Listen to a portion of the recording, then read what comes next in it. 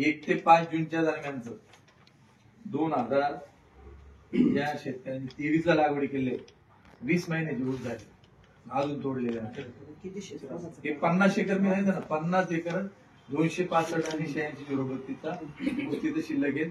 86/032 तुटून जायला पाहिजे होता.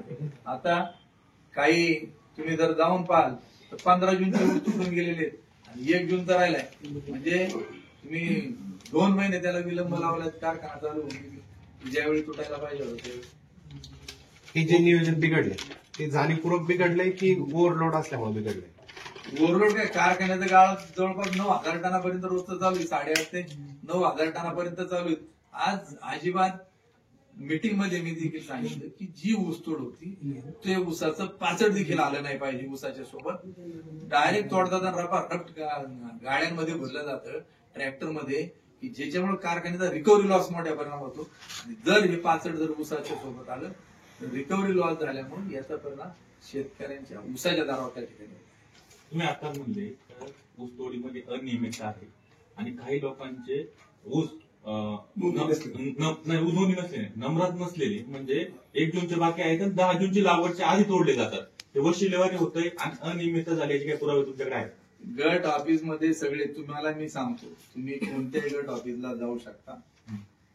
मी जांबूत गट ऑफिसला जा, पिंपरखेडची देते, निरगुडसर ऑफिसला तुम्ही तिथं जा आणि पहा की कोणत्या शेतकऱ्याचे इकडे 1 जूनचे राहिले, इकडे 15 जूनचे तोडून घेतलेले. पूर्ण गटाच झालं असं सेपरेट गटामध्ये काय अनियमित? गावांमध्ये काही गावांमध्ये फरक आहेत. आता याच्यामध्ये मी आता परवा जे पाहिलं की 15 जूनचे तिथले ऊस तुटले आणि गावडेवाडीचे काही क्षेत्र शिल्लक आहे पाठीमागे, तसं त्याचप्रमाणे भराडीमध्ये पाठीमागे शिल्लक आहे, जवळ्यामध्ये 86/032चा जून मधला ऊस शिल्लक आहे, टावरेवाडी देखील पाठीमागे तिथे राहिले.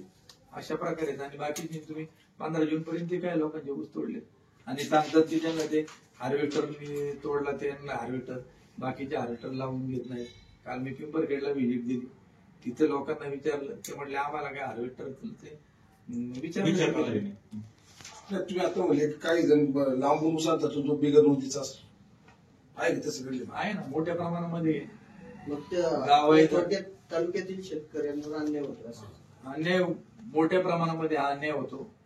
आम्ही सांगितलं की तिकडे लांबची जी यंत्रणा आहेत, जे तुमच्या नोंदीत नाहीत, ते तुम्ही आज रोजी आपल्याकडे मुबलक 8 साली शिल्लक आहे, 20 महिन्याचा झालाय, त्याच्याकरता ती यंत्रणा तुम्ही इथं बसवा, इथला प्रोग्राम पुढे जाऊ द्या आणि मग काय तुम्हाला यंत्रणा टाकायची नाही. म्हणतो वा मला काय करायचं, कारखान्याची जबाबदारी, आपण त्यांना ऍडव्हान्स दिलाय, पैसे आपण देतो, ऐकत नाही म्हणजे काय. यापूर्वी काय आपण काय त्यावेळी आंबेगावचा ऊस तुटत, त्याच वेळी जुन्नरचा तुटत होता, त्याच वेळी शिरोडचा तुटत होता. आणि तुम्ही लागलं तर बाईट घ्या, मी सांगतो त्या गावाने पिंपरखेडमध्ये तुम्ही जावा, पारगाव मंगरुळला तुम्ही त्या ठिकाणी जाऊन विचारा लोकांना काय काय परिस्थिती आहे ऊसाच्या तोडीच्या संदर्भात, काय अडचणी.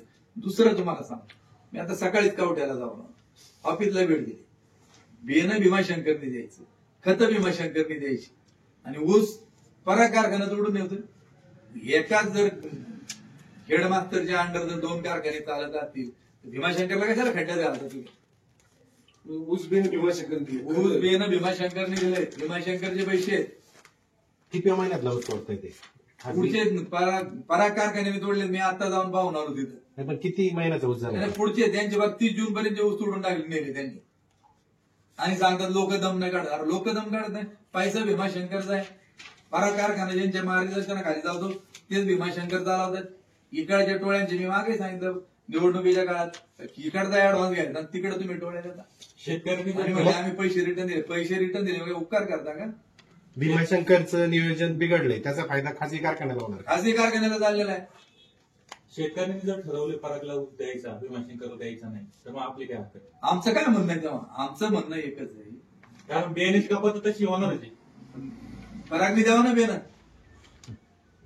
पैसे भीमाशंकरने गुंतवायचे, अडचणीत कोणा भांडवल कोणाचं भीमाशंकर, न्यायचा त्यांनी, ही कुठली पद्धत?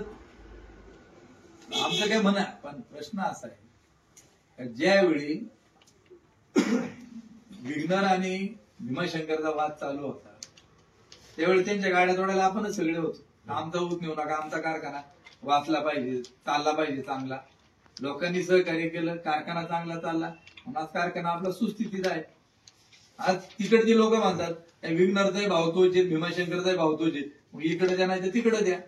पण शेजारचा जो आपल्याला शिरूर तालुक्यामधला ऊस मोठ्या प्रमाणामध्ये मिळतोय आपल्याला, आम्ही त्यांना पहिल्या दिवसापासून सांगतोय, तर आमचा परागला विरोध नाही, त्यांनी चांगला चालवा कारखाना, आमचा कारखान्याला विरोध आहे. पण ज्या पद्धतीनं कामकाज तुम्ही भीमाशंकरचा जवळचा ऊस पिंपरखेडमध्ये लेट करायचा, परागला गेला पाहिजे, कवट्याचा लेट करायचा, कारण भीमाशंकर पिंपरखेडला भांडवल भीमाशंकरचं, कवट्याला भांडवल भीमाशंकरचं, आणि ऊस आयता मलिदा तुम्ही खाणार का तिथं? ही कुठली पद्धत? म्हणून आमचं त्यांना म्हणणं आहे की कुठल्याही परिस्थितीमध्ये भीमाशंकर पासून सरकारचा जो नियम की 17 किलोमीटरच्या आतमध्ये कारखाने चिमणी टू चिमणी नसली पाहिजे, तशाच पद्धतीनं तुम्ही स्वतः काहीतरी नीतिमत्ता त्या ठिकाणी बाळगा. आणि नाही सापडते किंवा 15 भीमाशंकर पासून 15 किलोमीटरच्या रेडियस मधला एक देखील ऊस पराग कारखान्याने नेऊ नये, हे माझं स्पष्ट मत आहे. याचं कारण त्यांनीही त्याला ऊस नेल्यामुळे गेल्या वर्षी 2.25 लाख टन आपल्याला लांब लावावं लागलं. प्रति टन 100 रुपये अतिरिक्त खर्च त्या ठिकाणी झाला, आणि त्याचा परिणाम आंबेगाव, शिरूर, जुन्नरच्या शेतकऱ्यांवरती त्याचा परिणाम.